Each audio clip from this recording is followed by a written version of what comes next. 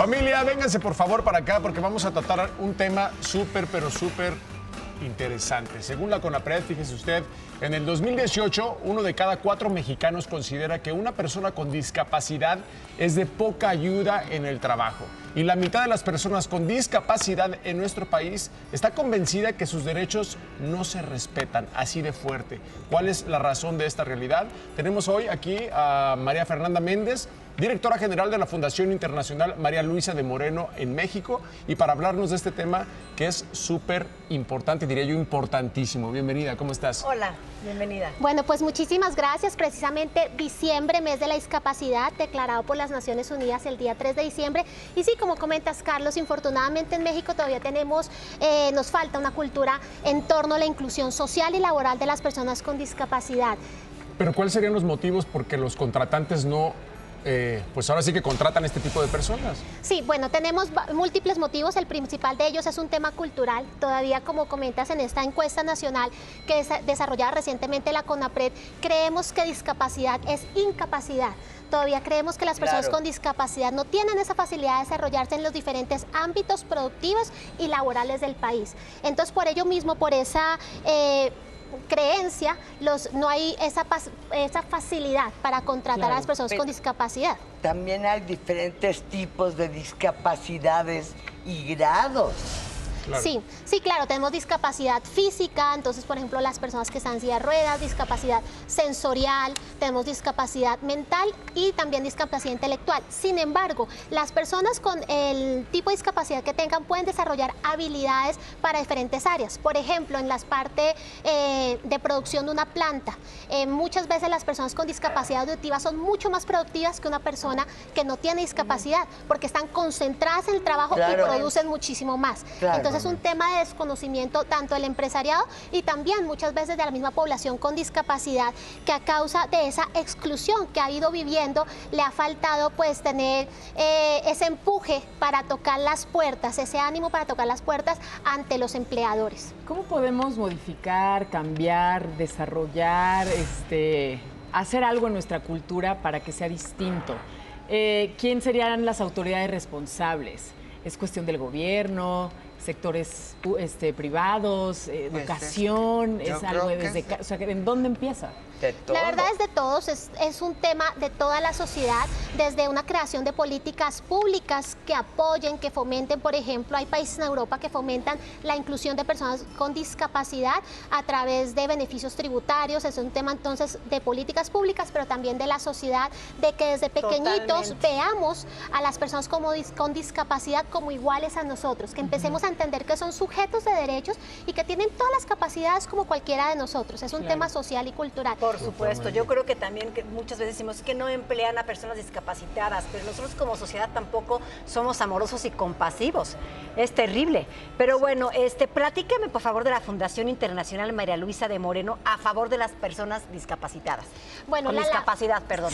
Sí, esta labor que realiza nuestra presidenta, la doctora María Elisa Piraquive, es una mujer que durante 45 años ha dedicado al servicio de los demás, incluyendo grupos vulnerables como las personas con discapacidad. Y ella, pues a través de una labor tan grande, 45 años, ha logrado desarrollar un método muy interesante que se llama Descubrir la capacidad, una oportunidad. Este método lo que hace es propiciar las condiciones para que las personas descubran sus capacidades y a raíz de ello aprovechen las oportunidades para salir adelante. Este método es tan interesante que inclusive se presentó el año pasado en Ginebra, Suiza, ante las Naciones Unidas. Y a raíz de eso se crea el programa Sin Límites. En el programa Sin Límites capacitamos para el emprendimiento y también para la empleabilidad. Qué bonito. De tal manera que capacitamos en comunicación, capacitamos en desarrollo de habilidades socioemocionales, capacitamos ya como tal en la productividad para que puedan ingresar al mercado laboral y ser autónomas. Y capacitados también es un alivio para los padres, que piensan qué va a pasar con mi hijo, con mi hija cuando yo falte. Si están capacitados y pueden tener un trabajo, acceder a una labor, los padres van a entrar en una gran tranquilidad y ellos en una profunda autoestima. Por supuesto. Sí, claro que sí. Es que en realidad a veces el tema discapacidad afecta a todo el hogar. Tiene unas dinámicas que todo el hogar. Entonces muchas veces la mamá, el cuidador, ya sea la mamá, la abuelita, el tío, el hermano, deja de trabajar por atender a la persona. Entonces por eso se crea ese círculo, como comentaba Carlos al principio, de que un alto porcentaje de las personas con discapacidad viven en situación de pobreza. Claro. Cuando que generamos estas oportunidades de empleabilidad a través de la fundación, cuando generamos estas oportunidades de ser independientes, estamos dando la oportunidad no solamente a la persona con discapacidad, sino ayudando a todo un hogar a los y que todo lo un entorno. cuidan, claro. Por supuesto. ¿Cuántas personas apoyan en este momento? Bueno, este programa Sin Límites hemos logrado capacitar a 600 personas, de las cuales ya más de 200 han sido empleadas. Wow. Y ha sido muy interesante el caso de éxito porque muchos de ellos inclusive ya han sido ascendidos en su trabajo, muchos de ellos también ya inclusive han recibido un incremento salarial a raíz de que han logrado demostrar sus capacidades. Hemos visto en ese sentido la efectividad del método de la doctora María Luisa, que es descubrir la capacidad y tener una oportunidad. ¿Y cómo podríamos nosotros, perdón, Pau, ayudarlos para erradicar esto? ¿Qué podríamos hacer nosotros en el auditorio? ¿Ves? De educación. Sí, es un tema que podemos empezar hasta desde las pequeñas acciones. A veces pensamos que es un tema ajeno a nosotros, pero una acción tan sencilla como, por ejemplo, no ocupar el lugar de estacionamiento a las personas con discapacidad ya hace una diferencia.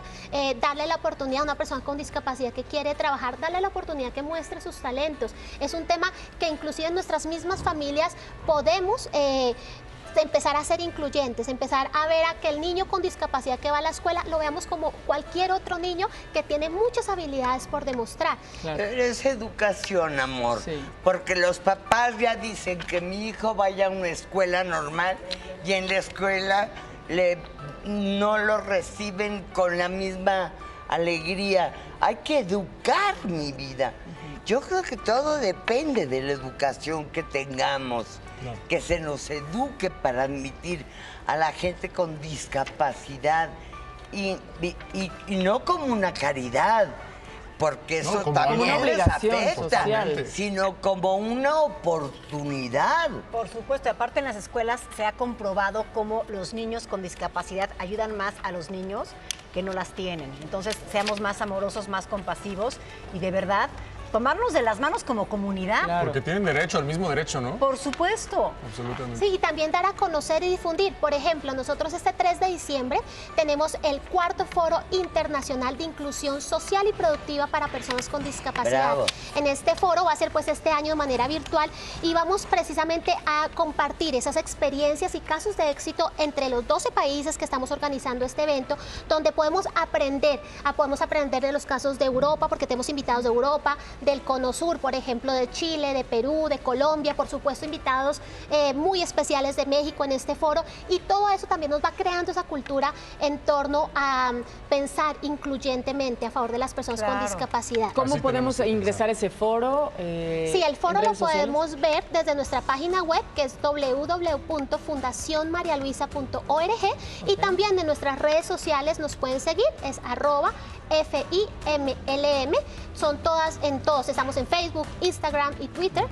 Ahí pueden ver toda la programación del foro, porque estas iniciativas definitivamente nos permiten entender, dimensionar la importancia de aportar a la inclusión social y productiva a las personas con discapacidad. ¿Y la sociedad les está abriendo la puerta?